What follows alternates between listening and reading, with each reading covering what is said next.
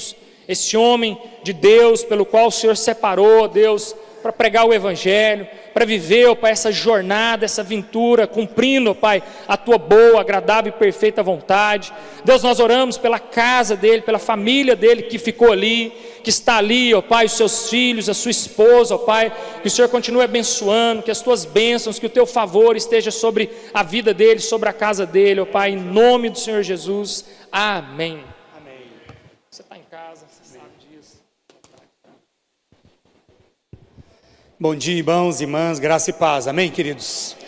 Que o Senhor continue a falar aos nossos corações nesta manhã, que o Espírito Santo continue ministrando sobre as nossas vidas. Eu quero cumprimentar aqui, também aqui o Elic e a Maura, são irmãos muito queridos que moram em Anápolis. Eles estiveram conosco lá em Limeira, inclusive foram membros lá, nós também, eles já eram aqui de Anápolis, foram para lá e regressaram para cá, mas nós somos muito amigos e é uma alegria, tê-los aqui. Eles vieram, para também visitar aqui a comunidade. Quero agradecer ao pastor Diego aí pela receptividade, aí a Sara e a família, da Sara. Conheci aí a mãe do Diego e Larissa, o Alex, que são pessoas queridas, a Larissa e a Sara, eu as conheci lá em Limeira, no período do internato, que elas falam, da parte da formação da medicina. E eu quero agradecer a igreja pelo carinho, Cheguei sexta-feira e estamos aqui, já comi arroz doce, viu, Maura? Já arroz doce, pão de queijo, ontem pizza lá na casa da Amanda e do Guerreirão. E o que mais? Nossa, e ontem uma panela nordestina. E Jesus, irmãos, que coisa, sorvete com Nutella, lasanha, misericórdia, Carneiro também, teve um carneiro aí especial, Larissa? Crente é assim mesmo, Meu filho mais velho tem 16 anos, e o negócio dele é academia, então ele está lá, creatina, whey, fica de frente do espelho assim, olhando, faz uns vídeos fazendo serrote, fazendo um exercício de serrote. Aí ele fala assim: papai, estou vendo que o negócio de crente é assim, aquilo que a gente já fala, aquele clichê, Ele diz assim: eu já percebi que o esquema de crente é crente não bebe, mas crente come, hein? Eu falei: meu filho, é por aí mesmo, mas continua firme na academia aí que tudo dá certo, Irmãos, então é uma alegria muito, assim, muito grande poder compartilhar a palavra com vocês nesse momento. Eu quero, o Pedro está aí nos ajudando aí, Pedrão? Pedro está nos auxiliando, obrigado, meu amado. E eu queria falar com vocês nessa manhã sobre a importância de nós vencermos o retrocesso. O mundo mudou e nós precisamos ter o entendimento disso. Quando nós lemos o Evangelho, em Atos capítulo 2, o Espírito Santo, no versículo 1 diz que todos estavam reunidos no mesmo lugar. E o Espírito de Deus foi derramado sobre aqueles que Deus quis que de fato pudesse se tornarem hospedeiros do próprio Deus em espírito naquele dia. E a palavra de Deus disse que pessoas indoutas como Pedro, pessoas iletradas como eles e os demais apóstolos, ficaram completamente possuídas do Espírito de Deus e eles começaram a viver de uma forma exponencial, diferente. Homens que não tinham tanta habilidade em falar passaram a ter uma oratória notável. Homens que muitas vezes viviam amedrontados, eram pessoas simples e passaram então a viver de maneira intrépida, ousada, como nunca antes. E todos ficaram estarrecidos com a postura em que aqueles discípulos, aqueles apóstolos passaram a viver a partir do momento que o Espírito Santo foi derramado. Eles estavam reunidos e o Pentecoste ele faz uma dissonância de Babel, porque em Babel o povo se reuniu, mas foi uma reunião que causou divisão. No Pentecoste o povo se reuniu, mas naquele momento houve uma equalização idiomática, Houve uma equalização da ação do Espírito Santo, idiomática. Por quê? Porque eles passaram a falar o mesmo idioma, não o idioma linguístico, mas sim o idioma a partir da unificação que o Espírito Santo proporciona a nós. Na verdade foi uma projeção daquilo que nós hoje lutaríamos para ser igreja, porque a igreja, como eu disse ontem à noite, é um saco de gato, Nós somos diferentes. No entanto, aquele que tem o Espírito Santo luta para viver em unidade, como comunidade, porque é só o Espírito Santo que é capaz de fazer isso. Não é? A gente não se ajunta por afeição, a gente não se ajunta por poder econômico, não, pelo menos não deveria. A gente não pode se aglomerar por status sociais, por etnia, não é? Por cor, por raça, não é? Por ideologia, seja ela política, seja ela, não é? Em qualquer outro segmento. A gente se une por causa do Espírito Santo. Então em Atos o Espírito Santo foi derramado, e ali no final do capítulo 2 vai dizer que da multidão dos que creram era um só o coração. E o texto vai continuar dizendo o quê? Que eles passaram a perseverar na doutrina dos apóstolos, no partir do pão, nas orações, na comunhão. O povo gostava de estar junto. Não era por causa do papo que era bom, não era apenas a comida que era boa, não é porque o louvor era bom, mas porque o Espírito Santo trabalhava em seus corações e eles conseguiam ressoar, a ressonância, ou seja, a resposta que eles davam para o toque do Espírito Santo, para o mover do Espírito Santo, era a resposta de que nós queremos caminhar juntos, nós queremos partir o pão juntos, nós queremos estar de casa em casa, nós queremos viver aquilo que Deus tem para a terra, porque nós não conhecíamos isso, não é? Nós não conhecíamos, nós passamos a conhecer na pessoa de Jesus. Quando nós víamos Jesus, a gente via, de fato, a gente concluía aquela presença, aquela paz, os milagres, não é? A aceitação, Deus conosco. Mas Jesus morreu, Ele ressuscitou, ascendeu aos céus. E agora? Ficamos órfãos de toda aquela benevolência, toda aquela paz, todo aquele poder sublime? Não, em João 14, João 16, Jesus prometeu: eu enviarei o Espírito Santo, o Consolador. E o Espírito Santo é derramado em Atos capítulo 2, não é? E a igreja passa a viver de forma poderosa e inesquecível. No entanto, os 3 primeiros séculos foram os 3 períodos de maior perseguição. Aliás, foi o período de maior perseguição sobre a igreja. Mas foi o momento que a igreja mais cresceu. Quanto mais a igreja era perseguida, mais a igreja crescia. Mas esta igreja, a partir do 4º século, quando Constantino unifica o reino, não é? E ele então decreta que o cristianismo, que outrora então era uma religião, na verdade era uma religião prejudicial, agora já não era mais. O cristianismo era extremamente conveniente para as pessoas. Então ele unifica e o decreto dele foi que toda a extensão do reino seria então cristã. E ali a igreja começou a se perder. E de lá para cá, não é? Depois do século XVI, Lutero, não é? O grande precursor da reforma protestante, quando ele fixa na capela de Wittenberg as 95 teses, não querendo dividir a igreja, mas sim querendo discutir, não é? O retorno às escrituras. Gente, nós precisamos voltar para a palavra, nós precisamos voltar para a igreja, a maneira como o Espírito Santo, de fato, ele gerou a igreja. Nós precisamos voltar, mas foi inevitável a reforma. Nos dias de hoje, nós continuamos a viver esse grande desafio. Fazer a vontade de Deus, viver a vontade de Deus nos tempos de agora. Então, você que é crente, você que é discípulo de Jesus, o seu maior desafio é não retroceder, porque as lutas, as dificuldades, os problemas, as agruras do dia a dia, muitas vezes fazem com que eu e você, nós venhamos a desistir. Ah, pastor, cara, eu perdi a fé. Mas o cara não perde a fé porque ele deixou de acreditar na Bíblia. Ele perdeu a fé por causa do acúmulo de problema, o acúmulo de enfermidade, o acúmulo de adversidade. E ele não conseguiu ver, porque a fé era rasa, ele não teve embasamento para poder seguir.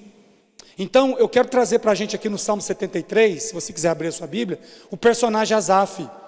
Asaf passou por adversidades e momentos da vida em que quase ele perdeu a sua fé. Mas enquanto você abre a sua Bíblia, eu quero rapidamente aqui me apresentar, né? Então, eu sou o Vinícius, casado há 18 anos com a Sara, essa é a minha família que está lá em Limeira. Eu e minha esposa, nós somos de Minas Gerais, graças a Deus por isso, porque eu amo meu estado. Você ama o seu estado? Ou não? Então, e estamos há 16 anos lá em Limeira, formei em Campinas e fui diretamente para Limeira e estou lá. Agora em janeiro, completo, Mauro, 17 anos. Estou ficando velhinho já, né, Mauro? Tá não, né? E esse loirinho ali é o Samuel e o moreno aqui é o João, né? O Samuel tem 16 anos e o João tem 13 anos, né? Família de Deus, ore por nós, né? Deus tem abençoado a nossa comunidade, tem sido um privilégio caminhar com Deus naquele lugar. E quando você estiver passando na região de Campinas, ali, pode dar um toque para nós que nós estamos por lá. Muito bem. Eu quero fazer um recorte na trilogia de Tolkien, não é? Na Rainha dos Elfos, que ela vai dizer o seguinte: o mundo está mudado, sinto isso na água, sinto isso na terra, sinto isso no ar. O mundo mudou. Nós precisamos entender que o mundo mudou. Mudou. E quem não tem aceitado isso, está passando muita dificuldade em engajar-se. Há um provérbio na tribo indígena, entre os africanos, que diz assim: os cachorros de ontem não conseguem caçar os coelhos de hoje. Tem muita gente tentando levar a vida como outrora, e pós-pandemia foi potencializada muita coisa. E se a igreja do Senhor ela não acompanhar, ela não vai conseguir seguir adiante. A gente precisa entender isso. Ontem à noite nós falávamos aqui, até mesmo o aspecto econômico mudou. A forma das pessoas viverem suas vidas também mudou. Por que nós vamos conversar um pouquinho aqui durante a mensagem, por que o índice de ansiedade, síndrome do pânico, entre outras coisas, isso tem aumentado brutalmente? Porque o mundo mudou. E as pessoas elas não estão conseguindo se adaptar à realidade em que elas estão. Elas não estão conseguindo. Então o cara olha no retrovisor da história e bate um saudosismo dele dizendo assim: cara, que saudade daquilo que a gente era. Que saudade da família que eu tinha. Que saudade da igreja que eu tinha. Só que não tem jeito mais. Potencializou e a coisa evoluiu, não é? A coisa progrediu. E hoje a situação é essa. Se você chegar para uma pessoa e falar assim: fala aí, irmão, e fazer assim, ele entende o que você está querendo dizer. Você lembra que na pandemia, não sei se aqui em Goiás foi assim, que sugeriu para a gente cumprimentar com o cotovelo? Não sei se teve isso aqui. Agora você imagina um cumprimento assim? Pelo menos eu sou de Minas Gerais e eu percebo que o povo de Goiás é um pouco mais caloroso que o povo de Minas Gerais, não é? Mas Minas Gerais é tão acolhedor como vocês. O mineiro ele só é um pouco retraído, desconfiado. Então até você ganhar, o cara fica ali, né? Fica meio bicho do mato, escondido. Aí se você conquista o mineiro, aí começa pão de queijo saindo, tudo vai saindo do armário, aquela coiseira e a benção, não é? Mas o goiano não. Eu já percebi que o goiano ele já é mais extrovertido nesse sentido, né? Glória a Deus por isso. Mas os estados estão emparelhados, viu? Na disputa aí tá 0-0, né? 0-0. Enfim, mas então, irmãos, o mundo mudou. O Salmo 73, nós vamos fazer a leitura e já fazer uma aplicação deste salmo aqui. O problema da prosperidade dos maus. Diz assim: de fato Deus é bom para com Israel, para com os de coração limpo. Quanto a mim, porém, quase me resvalaram os pés, pouco faltou para que se desviassem os meus passos. Versículo 3, somente as irmãs aí, por gentileza.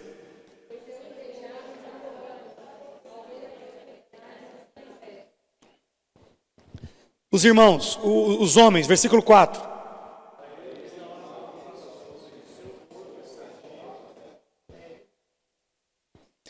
Não partilham das canseiras dos mortais, nem são afligidos como os outros. Por isso a soberba os cinge como um colar, e a violência os envolve como um manto. Os olhos saltam-lhes de tanta gordura, do coração deles brotam fantasias, zombam e falam com maldade. Falam da opressão com arrogância, abre a boca para falar contra os céus, e a língua deles percorre a terra. Por isso o seu povo se volta para eles, e os tem por fonte da qual bebe com avidez. Eles dizem: como Deus ficará sabendo? Por acaso o Altíssimo tem algum conhecimento? As irmãs, 12.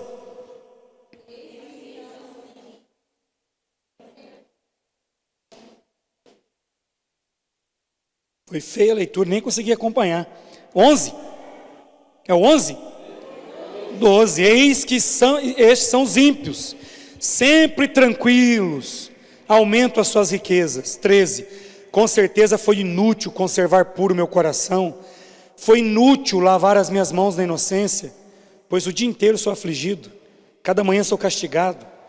Se eu tivesse pensado em falar tais palavras, já aí teria traído a geração de teus filhos, ó Deus. Em só refletir para compreender isso, achei que a tarefa era pesada demais para mim, até que entrei no santuário de Deus e descobri qual seria o fim deles.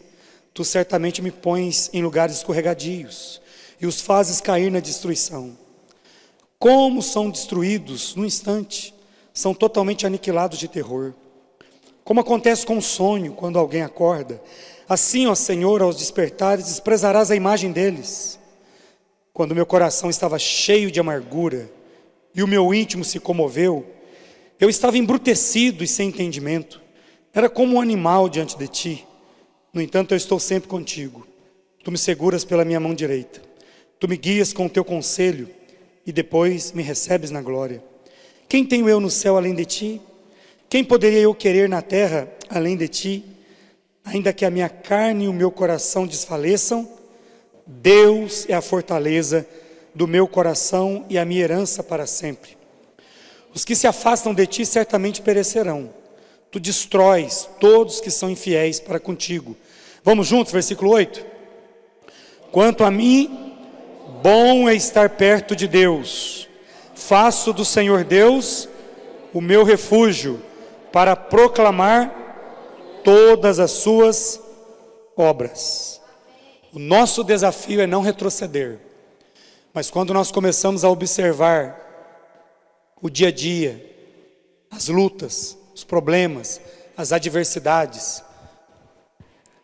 parece que se torna impossível não olhar para trás, não olhar para o lado, parece que se torna impossível não desistir.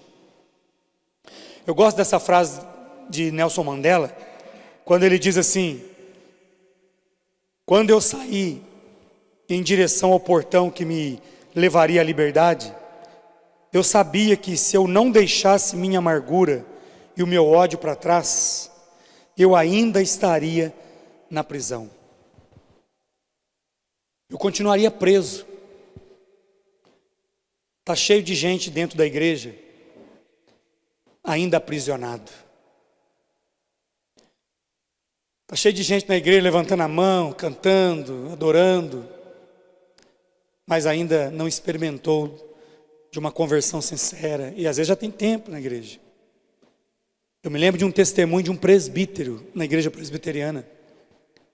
Eu estava ministrando uma aula, e ele levantou a mão e disse assim: pastor, eu quero dar um testemunho.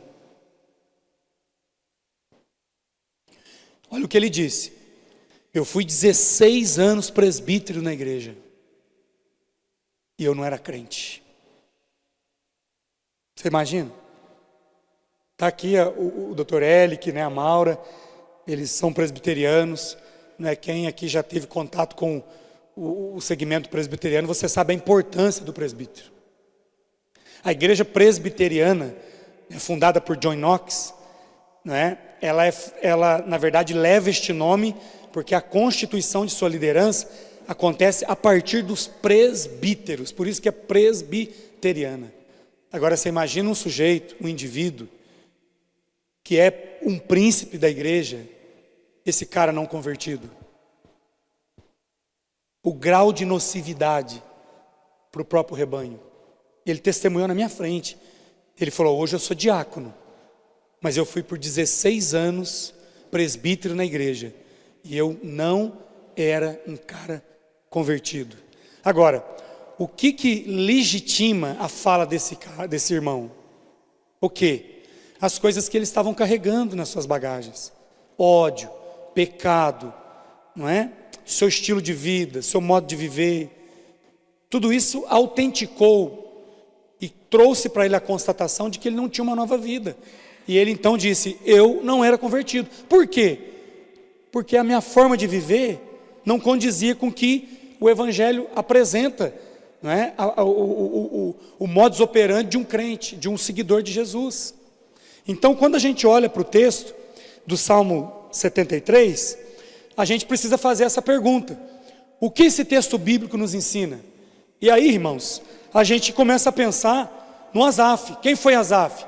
Então, escrito por Asaf, um servo do Senhor, um grande homem de Deus. Asaf compôs 11 salmos, Salmo 50 e do 73 ao 83. Asaf também foi um homem de grande valor, uma pessoa de grande importância, não é? Na composição bíblica e também no desenvolvimento do reino de Deus. Mais que isso, este salmo ele também nos ensina que Asaf, por um pouco, ele perdeu o seu propósito de vida. Vamos juntos aqui? Asaf permitiu que a ingratidão,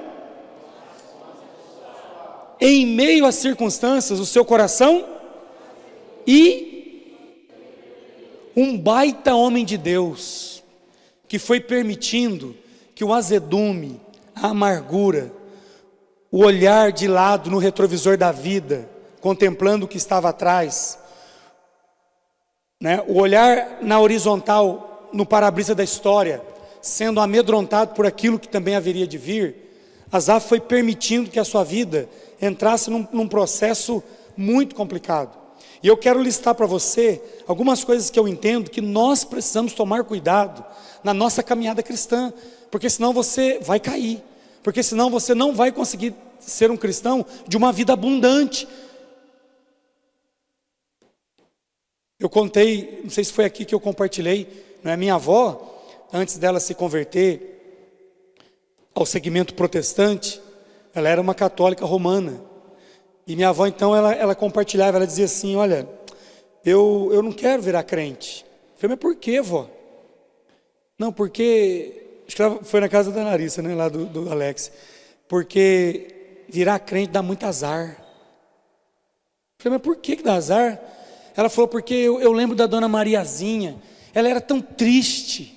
A gente olhava para ela, o semblante dela era triste. Depois ela sofreu um acidente, ainda perdeu uma visão. Então ela já era triste, não é? Assim, na aparente plenitude da saúde. Mas depois ela perdeu uma visão. E ela colocava um feixe de lenha assim nas costas, e cega de um olho, e tão abatida, e tão entristecida. E a minha mãe falava para mim assim: tá vendo? Não vira crente, porque olha para você ver como é a Mariazinha. E você sabe que nos dias de hoje eu continuo olhando algumas pessoas e eu lembro da minha avó, porque, gente, tem gente que não inspira a gente. Tem gente que a gente olha e fala assim: Deus me livre de virar crente. Olha essa pessoa, olha o semblante. Irmãos, não que a gente não tenha lutas e adversidades que entristeçam muitas vezes o nosso semblante, faz com que o nosso semblante caia. Eu estava agora há pouco, antes de vir para cá, um irmão ligou lá da igreja dizendo: pastor, meu pai faleceu. E ele não falava, ele berrava ao telefone. De tanto choro. A gente passa por luta, a gente passa por adversidade. No entanto, tudo isso tem o seu lugar. A gente não pode estabelecer um estilo de vida no azedume e na amargura. Então esse texto ele nos conta, primeiramente, que nós temos que tomar cuidado. Veja comigo aqui, a inveja. A inveja ela é a tristeza pela conquista do outro. As pessoas confundem cobiça com inveja. A pessoa fala: nossa, aquela pessoa é tão invejosa. Por quê? Nossa, porque ela fica de olho no que é do outro. Não, isso é cobiça. Isso é cobiça, é um pecado, mas é cobiça. Inveja não é você querer o que é do outro. Inveja é você não se alegrar na vitória do outro. Inveja é você não se alegrar na alegria do outro. E isso é um problema sério no enredo bíblico. E Asaf, ele invejava aqueles que não temiam a Deus. Mais que isso, Asaf, ele invejava, se você olhar para o texto, de maneira expositiva, o texto relata para nós, o verso primeiro ele começa: Deus é bom. Deus é bom. Mas Deus é bom para aqueles cujo coração é limpo. E ele diz bem, ele disse bem, porque o coração dele estava completamente intoxicado e corrompido.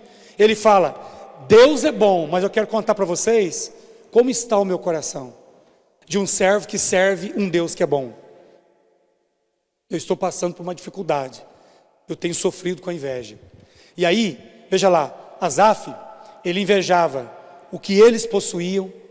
Asaf, ele invejava a rotina deles, o corpo deles, Asaf invejava o descanso deles. Asaf invejava a falsa alegria que eles possuíam. Asaf, ele invejava a soberba deles, o estilo de vida deles. Por fim, a prosperidade deles. Asaf invejava a riqueza deles. Você já passou por isso? De você falar, Deus, mas e eu? Olha aí, ó, não teme ao Senhor, não te busca, não tem consciência sequer de quem o Senhor é, do que o Senhor faz. E olha como a vida vai prosperando, progredindo. E olha a minha. Homens de Deus passam por isso. Mulheres de Deus padecem nessa trilha. Inveja. Inveja. A gente perde a fé nesse caminho. Mais que isso, o texto fala também, John Piper, nesse contexto, ele nos propõe uma reflexão, dizendo o seguinte, vamos ver lá? Precisamos aprender que não devemos fazer guerra contra outras pessoas. Ela é a raiz da ansiedade, a qual, por sua vez, é a raiz de tantos outros pecados. Isso é muito sério, porque lembra que eu falei inicialmente que o mundo mudou? E mudou mesmo, porque hoje o sujeito diz assim, cara, eu estou doente. É mesmo? O que você tem?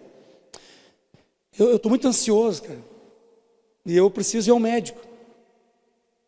E aí você vai, chega lá o psiquiatra, ele precisa encontrar uma forma de dizer para você uma patologia que você tem. E aí você sai de lá dizendo assim em casa, nossa, até que enfim fui lá, acredita que o médico olhou para mim e disse que eu tenho uma síndrome? É? Qual que é a síndrome que você tem? Ah, é pensamentos excessivos. Como? Pensamentos excessivos.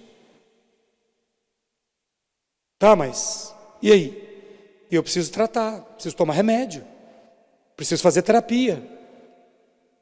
Entendi. Só, gente, que boa parte dessas enfermidades, que hoje muitas vezes a gente se consola, porque quando você recebe o diagnóstico você entra no descanso, porque aí entra também as possibilidades, medicamentos, tratamentos, etc. Mas tem muita coisa que a gente precisa olhar na via teológica e ter a coragem de assumir que não é doença, é pecado. É pecado.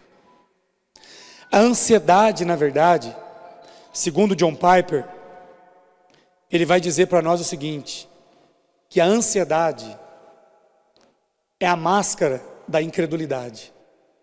Só que na sociedade que a gente vive, uma sociedade contemporânea que mudou, é aceitável você falar que é ansioso. Mas não fica bem você dizer que é incrédulo. Se eu chegar aqui e dizer assim, e contar para vocês, gente, eu sou um cara incrédulo, pessoa louca, incrédulo, crente falando isso, mas é aceitável eu compartilhar assim, nossa, eu sou muito ansioso, e o outro diz assim, eu também, eu também, eu também. Aí a gente sai por cima. Só que no meio de tudo isso a gente esconde um pecado. Pode ser que você não seja um ansioso em nível de enfermidade. Pode ser que a sua ansiedade é a incredulidade, por não confiar na provisão de Deus, na ação de Deus.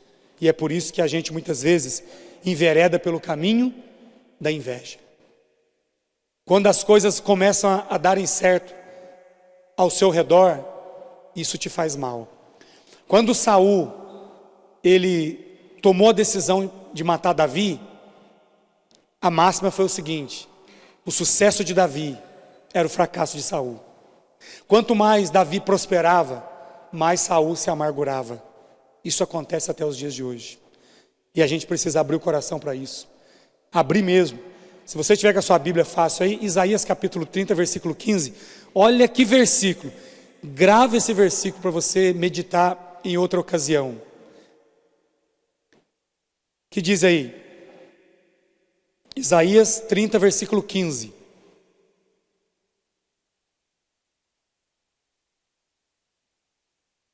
Alguém pode ler forte para a gente aí?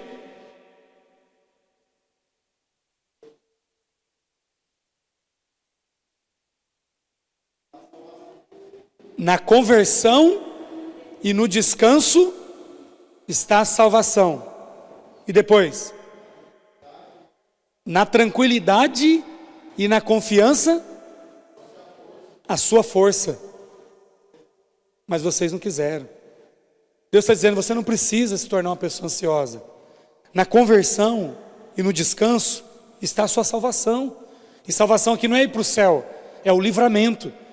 O livramento do caos está onde? Na sua conversão. E conversão aqui não é você deixar de andar no mundo e caminhar dentro de quatro paredes denominacional. A conversão aqui é o seguinte: deixa de seguir essa ideologia de incredulidade, deixa de seguir as suas compulsões obsessivas e passa definitivamente a crer que eu estou regendo a história, cuidando de tudo e de todas as coisas.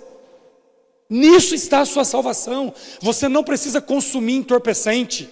E o entorpecente não é só apenas substâncias psicoativas. Entorpecente significa fuga. Tudo aquilo que te faz, muitas vezes, fugir da realidade, fugir da responsabilidade.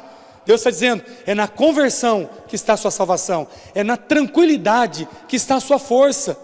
Lembra o Salmo 127 que diz assim: inútil vos será levantar de madrugada, trabalhar, né, e comer o pão que penosamente granjeastes. Aos seus amados Deus dá enquanto dorme.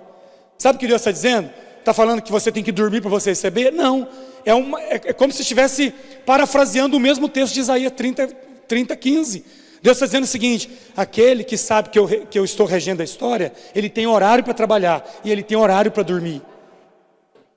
E enquanto ele dorme, Deus continua trabalhando. E enquanto ele trabalha, Deus continua trabalhando. E enquanto ele descansa, Deus continua trabalhando.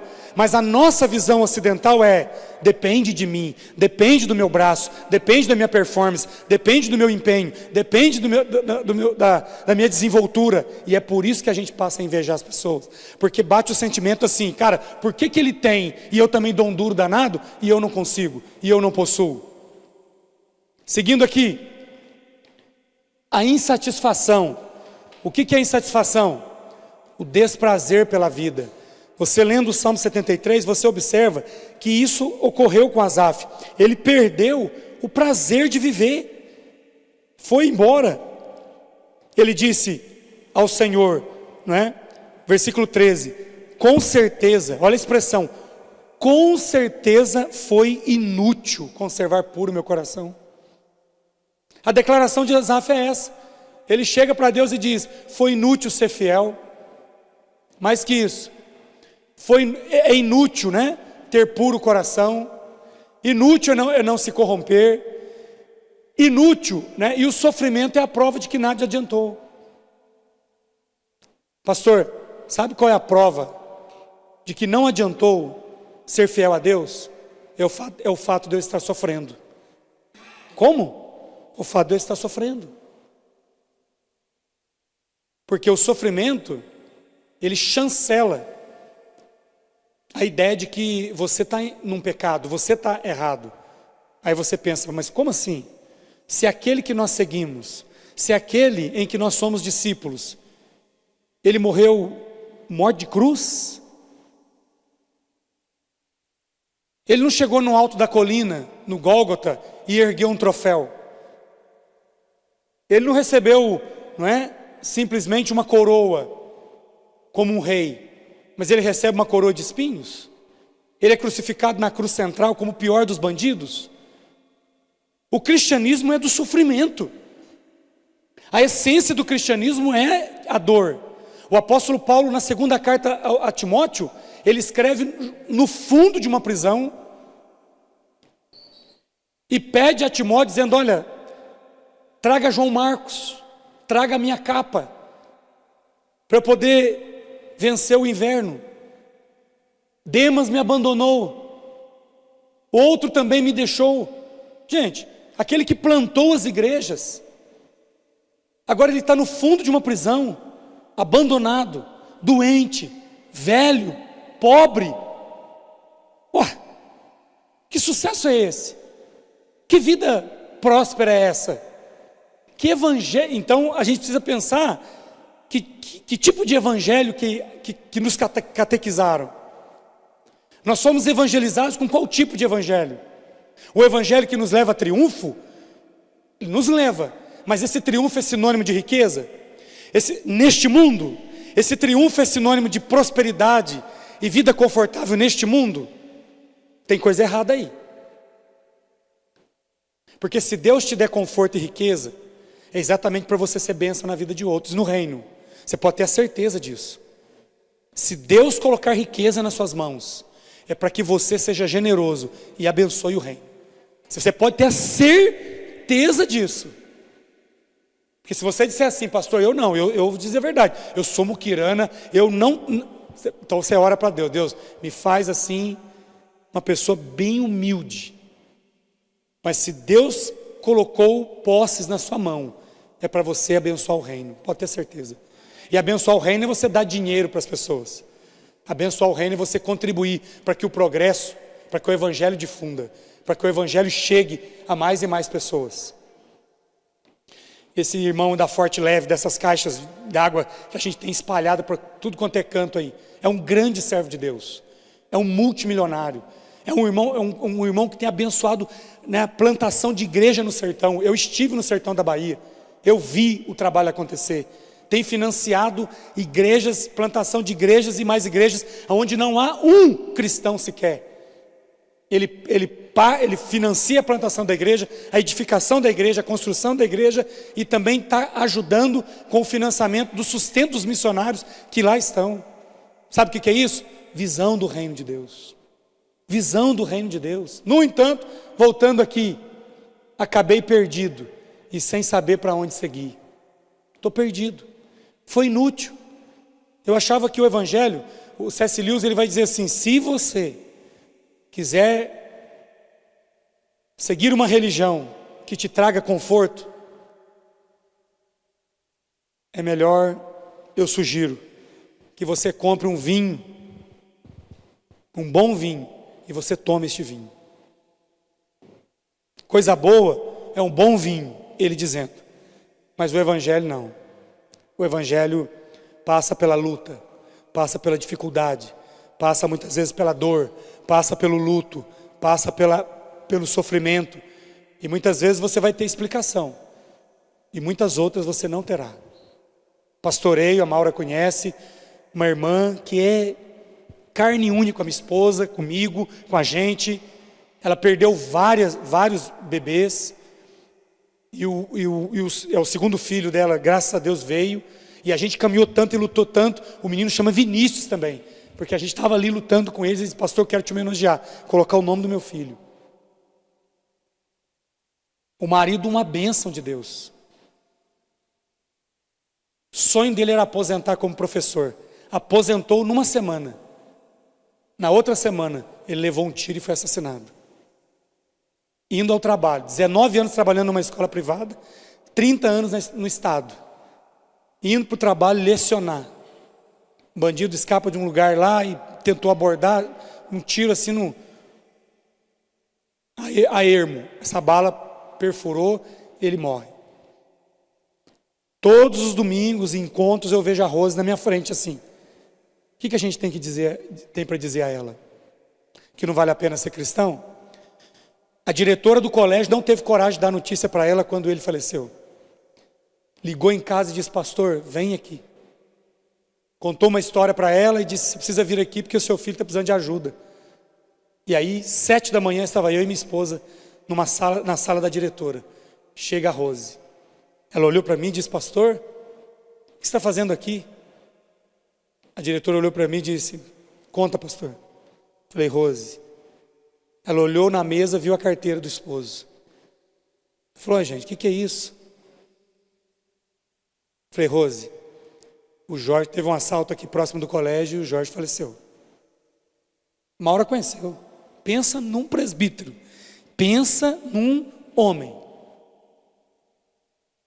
Sabe o que ela fez? Ela ajoelhou na minha frente e começou a dar glória a Deus. Deus, obrigado, glória ao teu nome, louvado seja o teu nome, pelos anos de vida que o Senhor concedeu ao meu marido. O Senhor me deu, o Senhor levou, louvado seja o teu nome, louvado seja o teu nome, louvado seja o teu nome. Começou a cantar, começou a gritar de alegria, assim, pela ação do Espírito Santo, naquele luto, naquela dor, e isso foi todo o curso do velório. O menino, o mais velho, pegou o teclado em casa, ligou o teclado e foi louvor o dia todo. O povo chegava para se condoer da situação, para abraçá-los, e ele cantando, e a mãe cantando, e no cortejo do momento do sepultamento, ela cantando, e quando o caixão desceu, ela cantando, ela louvando, a igreja cantando, a igreja louvando com eles. Eu sei que nessa hora a gente chega e fala assim, mas isso aí é momentâneo, mas a hora que a ficha cair, e até hoje, ela está lá do mesmo jeito. Sozinha com 2 filhos, batalhando, lutando para sustentar a casa. Mas irmãos, esse é o cristianismo. Esse é o verdadeiro evangelho. Diferente disso, muitas vezes a gente vai cair no que Asaf quase caiu, na insatisfação. Sabe, você se tornar uma pessoa dessa forma. Seguindo aqui, a ansiedade atinge mais de 300 milhões de pessoas em todo o mundo. No Brasil, o transtorno afeta cerca de 18,6 milhões de indivíduos. Mas em contrapartida, na Confissão, Santo Agostinho, ele diz o seguinte, no livro Confissões, recomendo, se você deseja ler um livro, é uma leitura difícil, mas vale a pena. Vale a pena. Confissões.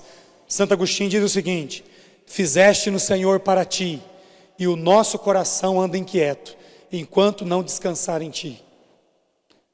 Sabe, irmãos, a insatisfação muitas vezes é porque a gente não consegue aquietar o coração em Deus. Blaise Pascal diz assim, que o Senhor nos fez a sua imagem e semelhança, e nós retribuímos o favor, tentando fazer Deus a nossa imagem e semelhança. A gente quer que Deus faça conforme a nossa vontade. A gente quer que Deus ele anda no nosso ritmo, quando na verdade é o contrário. Paulo não estava no fundo da prisão, angustiado, amargurado. Paulo escreve a carta aos Filipenses, preso, e falando assim, irmãos, vocês precisam se alegrar. Alegrai-vos no Senhor, outra vez vos digo, alegrai-vos. Um pouco antes ele estava preso com Silas, na prisão, com os pés, com as mãos, cercado, com as costas sangrando, e eles começam de madrugada a cantar, louvar, engrandecer o nome do Senhor. Que cristianismo é este? Que evangelho é esse que não nos contaram? Que passa pela dor, que passa pelo sofrimento, que passa pela lágrima, que passa pelo choro. Esse é o evangelho que eu e você precisamos seguir. O farisaísmo, a religiosidade fria e insensível ao agir de Deus. Asaf, ele passa a ter uma postura de um religioso. Asaf, ele diz assim, ele se revolta, ele começa a fazer uma série de perguntas para Deus. Deus não vai fazer nada mediante o que eu estou passando. Deus não vai destruir o ímpio. Deus não vai julgar aqueles que estão muitas vezes vivendo distante dele. Deus não vai fazer justiça. E a igreja, e o povo de Deus? Eu vejo pessoas às vezes dentro da igreja dizendo assim, mas a igreja não vai fazer nada? A igreja não vai colaborar? A igreja não vai dar assistência? A igreja não vai intervir na minha causa? É o desespero de um coração que não está compreendendo o propósito de Deus. Você diz, irmão, você não está compreendendo o que Deus quer fazer com você. Para Jesus ter nascido em Belém, foi necessário um decreto de um governador que não tinha nada a ver com o enredo bíblico, mas ele estava no plano maior, que é o plano de Deus. Ele baixa o decreto e pede o recenseamento das tribos de Israel. Isso fez com que José saísse da Galiléia e fosse para a Judéia. Especificamente, cidade de Belém, que é a cidade de Davi. Por causa de um decreto de um governador. Não foi um profeta, não foi um sacerdote no templo, um sumo sacerdote que determinou. Não foi uma profecia no sentido assim, naqueles dias. A profecia estava se cumprindo.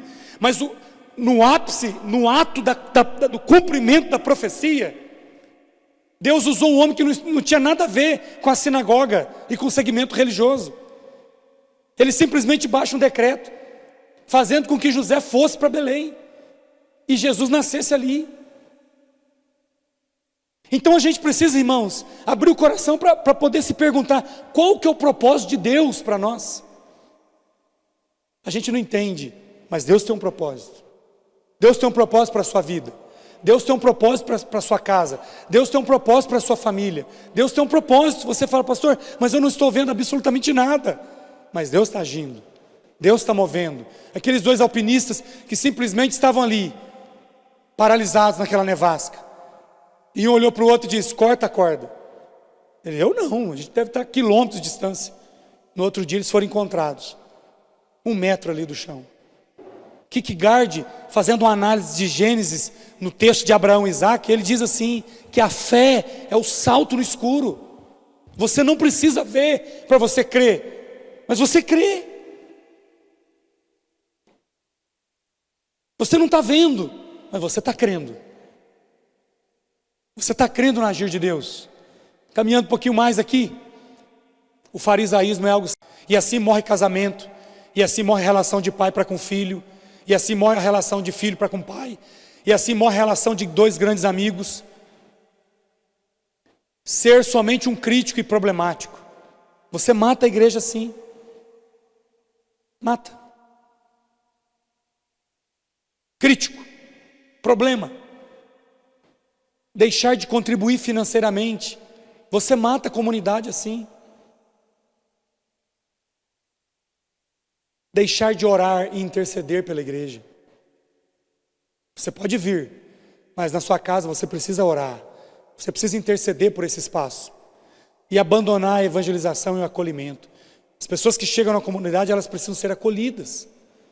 Ontem um irmão perguntou aqui, dizendo assim, pastor, mas e por exemplo, se um cara às vezes num problema, né, de ideologia, né, da sua definição de sexualidade, se ele chegar na comunidade, como que faz? A resposta é, mas para que ele vai vir? Se às vezes a própria comunidade não se ama. Se você não consegue amar a pessoa que está do seu lado, você não consegue desenvolver um bom relacionamento com a pessoa que está junto de você, por que Deus vai mandar pessoas de fora que muitas vezes estão precisando de uma atenção, precisando de uma compreensão, precisando de um acolhimento, de um abraço? Deus só manda gente de fora para a comunidade quando a comunidade estiver preparada para receber, quando a comunidade já estiver resolvendo os seus problemas, quando a comunidade estiver com os braços abertos, não com os punhos cerrados, quando a comunidade estiver com os braços abertos dizendo venha, porque eu quero te abraçar, Deus começa a mandar. Mas tem muita comunidade que o cara está com os punhos cerrados o tempo inteiro. Então, irmãos, caminhando aqui para o fim, a amargura. Asaf se tornou um homem amargo, coração azedo, alma doente, uma vida pessimista. Esse era o perfil de Asaf. Diante das lutas, diante das adversidades que ele enfrentava, o coração ficou amargo. Tem gente que fica amargo com o passar do tempo. Você fala assim, cara, você não era assim. Você era um cara doce, você era um cara gente boa, você era um cara que gostava de trocar ideia. As adversidades têm deixado você um cara muito amargurado. Como Noemi. Noemi era uma bênção. Depois o que aconteceu? Não me chame mais de Noemi, me chame de amargurada. Por causa dos acontecimentos, ele passou a sentir dores no corpo, a angústia aumentou, tornou-se um ignorante, estúpido. A palavra é embrutecido, porque ele se tornou bruto mesmo. Problemas financeiros, muitas vezes fazem com que você se torne uma pessoa embrutecida. por causa da amargura, ele quase abandonou a fé. E o C.S. Lewis, falando sobre propósito, ele diz assim: o maior fracasso na vida é obter sucesso na tarefa errada. O sucesso por si só não é suficiente. Nós temos de ser bem-sucedidos na atividade correta. A sinceridade sozinha não é suficiente, porque nós podemos ser sinceramente errados. A fidelidade por si só não é suficiente, porque é possível ser fiéis na fé errada. O compromisso em si só não é suficiente, porque você pode ter um compromisso na causa incorreta. Deus te designou para um propósito. Qualquer coisa diferente disso é fracasso. É fracasso. Correndo atrás de coisas erradas. Mateus capítulo 6. Você não precisa ficar preocupado com o que você vai comer, com o que você vai beber, com o que você vai vestir. Os ímpios que preocupam com isso. O Pai sabe do que você precisa. O Pai sabe do que você precisa. Eu estou encerrando. Quero que você coloque aí para a gente, Pedro, só um play, por gentileza, um vídeo, 30, 20 segundos, rapidinho para você pensar comigo aqui sobre esse vídeo. Se quiser até apagar aqui,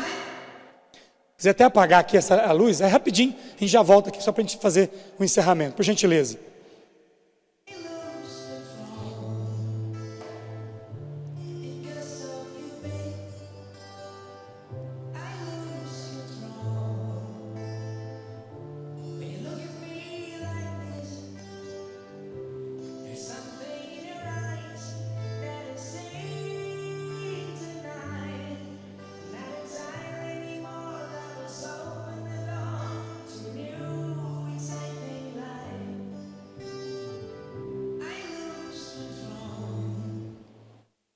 Então eu peço que você reflita comigo sobre a ingratidão e insatisfação. O que ela faz? Ela envenena o coração. O que ela faz? Desestabiliza rotinas e bons hábitos. Mata sonhos de homens de Deus e mulheres abençoadas. Destrói a fé e leva famílias inteiras para longe de Deus. Você não era assim, mas você se tornou. Por quê? Mas graças a Deus há um caminho de volta, amém? Deus resgatou Asaf. Deus resgatou aquele homem. E a própria palavra de Deus, ela diz isso. Venham a mim. E essa é a palavra de Deus para você nesta manhã. Venham a mim todos que estão cansados, sobrecarregados, e eu lhes darei descanso. Você está cansado, irmão? Está sobrecarregado, está desesperado, está abatido. É o convite de Jesus. Então o texto, ele vai encerrar, fechando as suas cortinas, dizendo para nós: aproxime-se de Deus. O versículo 17 do Salmo 73 diz que Asaf estava com aqueles pensamentos endoidecidos, mas quando ele se aproximou do Senhor, tudo mudou. É a comunhão com Deus que faz com que a gente vença a inveja, vença a insatisfação, vença a amargura de alma. Comunhão com Deus, leitura da Bíblia, oração diária, culto doméstico. Quantos aqui tem o hábito de orar todo dia no lar? Quem é casado aqui tem o hábito de orar com a esposa? Eu estava no encontro de casais recentemente e eu perguntei, 95% não levantou a mão porque não ora com a esposa. Você precisa orar com a sua esposa. E aí eu perguntei para um irmão um dia assim, falei: cara, mas aí quando chega a noite, o que vocês fazem? Vocês olham um para o outro e falam assim: boa noite. E aí? Aí um vira para um lado, para o outro, ou então conchinha, sei lá o quê, mas a gente fica quietinho. Falei: mas vocês não oram assim? Não. Como que chama aquele aparelho que você coloca no coração? O estetoscópio. O que é aquilo ali, doutor? Para você ouvir o coração. O estetoscópio do casal é para você ouvir o coração de Deus. É por isso que você, Leandro, precisa orar com a esposa. Porque quando você ora com a sua esposa, é o estetoscópio.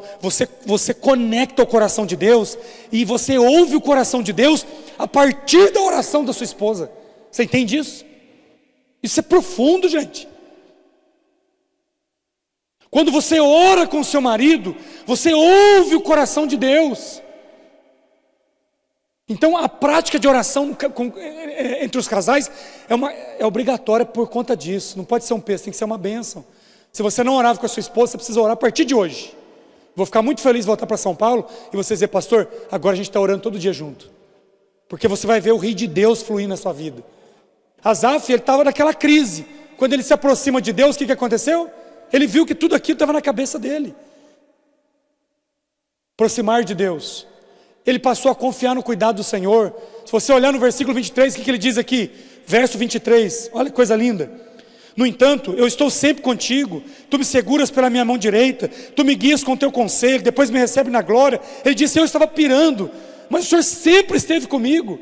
Eu que não estava observando o teu cuidado sublime, o Senhor sempre cuidou de mim. Volte a servir com alegria. Olha como que encerra o texto, versículo 28. Aquele homem que estava quase perdendo a fé, de repente o que aconteceu? Quanto a mim, ele volta a dizer: bom é estar perto de Deus. Faço do Senhor Deus o meu refúgio, para proclamar todas as suas obras. Acabou. Quase perdeu a fé, quase se desviou, mas voltou para o Senhor. Quero orar por você nessa manhã, nesta perspectiva. A pergunta que a gente sempre faz lá em Limeira, a pergunta é o seguinte: e na segunda-feira? E na segunda-feira? Você conseguir voltar aqui, Pedro? Só para eu querer projetar um último slide aqui. Eu queria que você guardasse esse slide. Porque às vezes a gente está naquela crise. Rapidinho. Lá no 21, por gentileza. Isso. Acho que saiu aí, né? Se conseguir voltar aqui, você dá um toque. Martin Luther King, ele diz o seguinte: eu tive muita coisa que guardei em minhas mãos, e eu as perdi. Eu as perdi. Mas tudo que guardei nas mãos de Deus, eu ainda possuo. Eu vou repetir. Eu tive muitas coisas que guardei em minhas mãos e as perdi. Mas tudo que guardei nas mãos de Deus, eu ainda possuo. A gente sofre muitas vezes, é exatamente por conta de coisas que a gente acha que é da gente. Mas quando você coloca nas mãos de Deus, você descansa. Tem uma frase que diz assim: nunca volte para onde você teve que orar para sair. Nunca volte. Nunca volte para onde você teve que orar muito para sair. Ah, pastor, eu não sei não. Eu acho que eu vou... Não, meu irmão. Para sair de onde você estava, deu muito trabalho. Lute. Vamos ficar em pé para a gente orar? E na segunda-feira, aproxime-se de Deus. Confie no cuidado do Pai. Volte a servir com alegria. Quero orar por você nesta hora.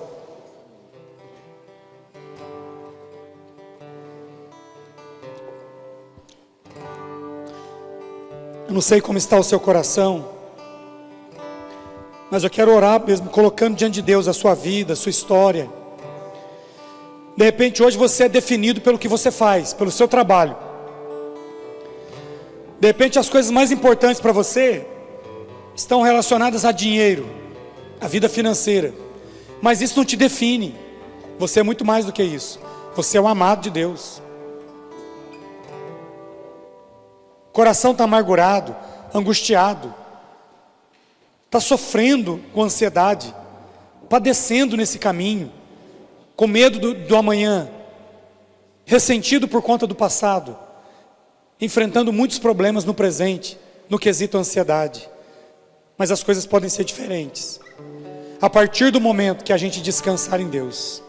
Descansa no Senhor, confia nele, e o mais Ele fará.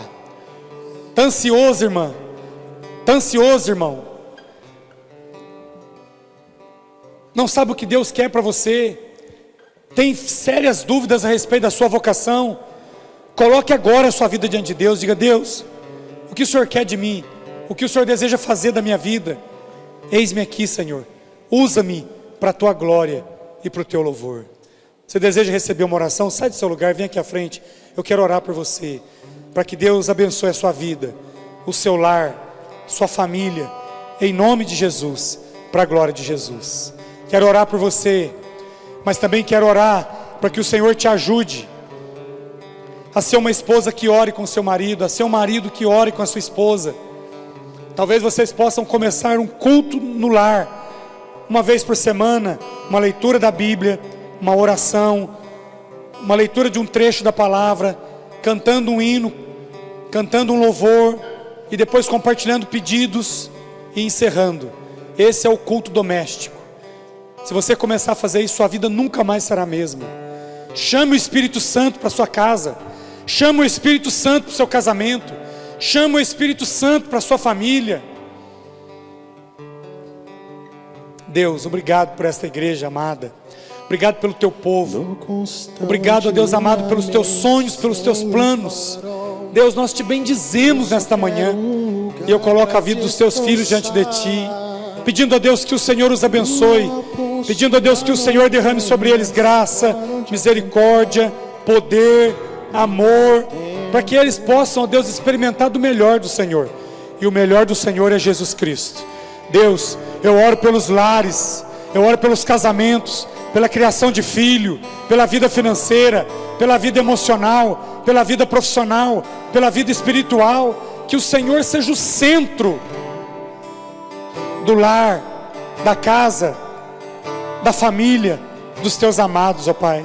Que eles não venham gastar o melhor que eles têm atrás de dinheiro, mas que eles possam dar a prioridade para o Senhor e para as coisas do Senhor.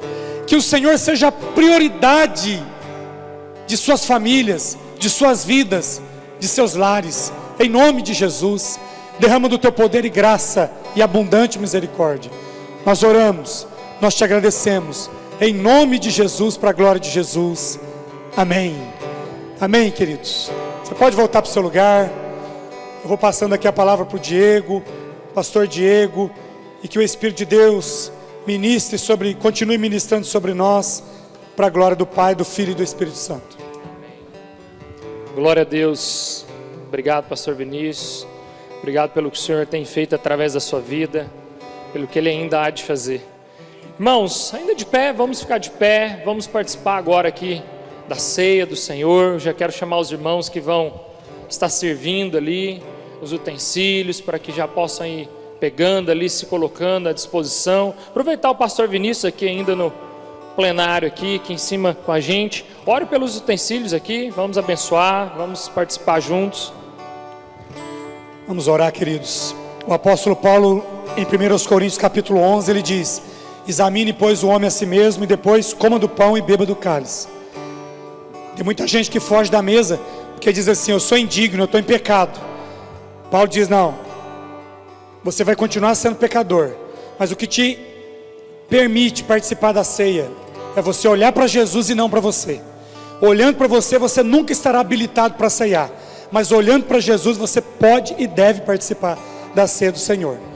Deus, nós consagramos os elementos da ceia, o pão, o cálice, para que estes, ó Deus amado, sejam instrumentos do Senhor para nos abastecer, ó Deus amado, para nos nutrir espiritualmente, que ao comer do pão e beber do cálice, possamos, ó Deus, sermos fortalecidos, tendo em vista que um dia o Senhor se entregou naquela cruz por amor a nós. Perdoa os nossos pecados, em Cristo Jesus oramos, amém. Graças a Deus. Pode servir.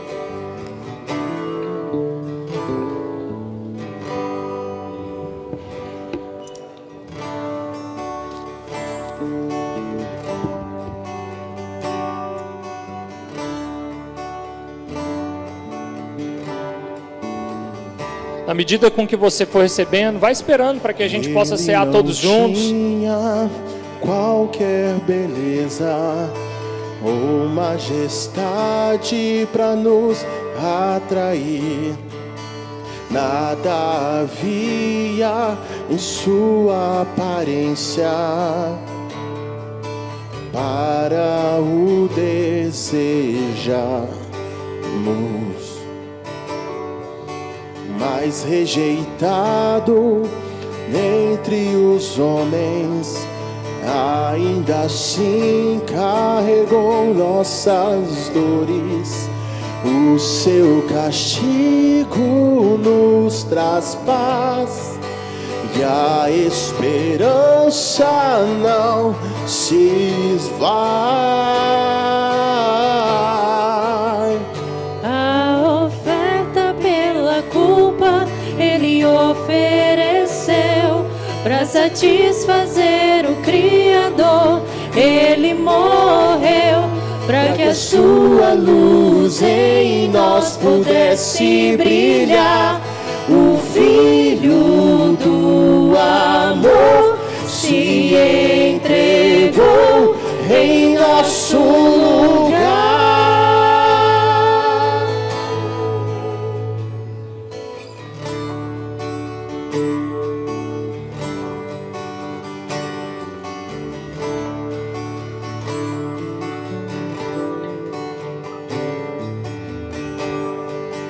Mais rejeitado dentre os homens, ainda assim carregou nossas dores. O seu castigo nos traz paz, e a esperança não se esvai. A oferta pela culpa Ele ofereceu, para satisfazer o Criador. Ele morreu para que a sua luz em nós pudesse brilhar. O Filho do amor se entregou em nosso lugar.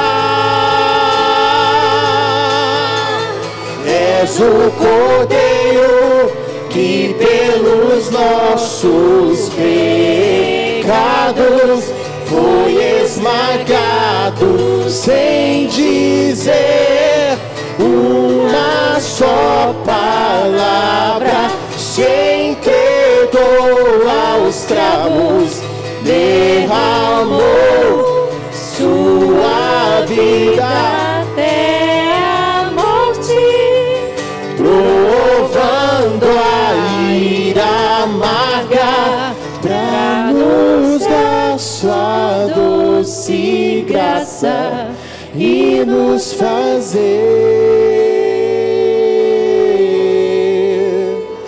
viver. O texto vai dizer assim: pois recebi do Senhor o que também entreguei a vocês, que o Senhor Jesus, na noite em que foi traído, tomou o pão e, tendo dado graças, o partiu e disse: isso é o meu corpo, que é dado em favor de vocês, façam isso em memória de mim. Pegue aí o pão representando o corpo de Cristo e pode participar. Posso crer no amanhã. Em seguida ele disse: da mesma forma, depois da ceia, ele tomou o cálice e disse: este é o cálice, a nova aliança no meu sangue. Façam isso sempre que o beberem, em memória de mim, porque sempre que comerem desse pão e beberem desse cálice, vocês anunciam a morte do Senhor até que Ele venha. Tome do cálice, participe então da ceia completa do Senhor. Está nas mãos do meu Jesus, que vivo está. E vive, Ele vive. Posso crer no amanhã, porque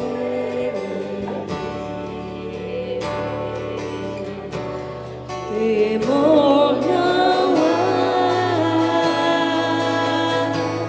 mas eu bem sei, eu sei que a minha vida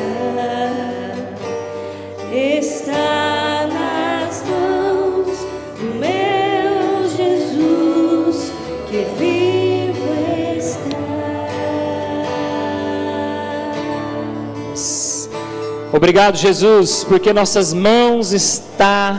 vida está em tuas mãos. A nossa vida está nas mãos do nosso Cristo que vive, que nos livrou, que nos libertou da morte, da escravidão. Obrigado, Jesus, pela palavra ministrada, por tudo aquilo que o Senhor tem nos ensinado, tem nos encorajado, ó Pai, e que nós possamos viver fielmente, ó Pai, as Escrituras, nós possamos viver fielmente ao Senhor, ó Pai.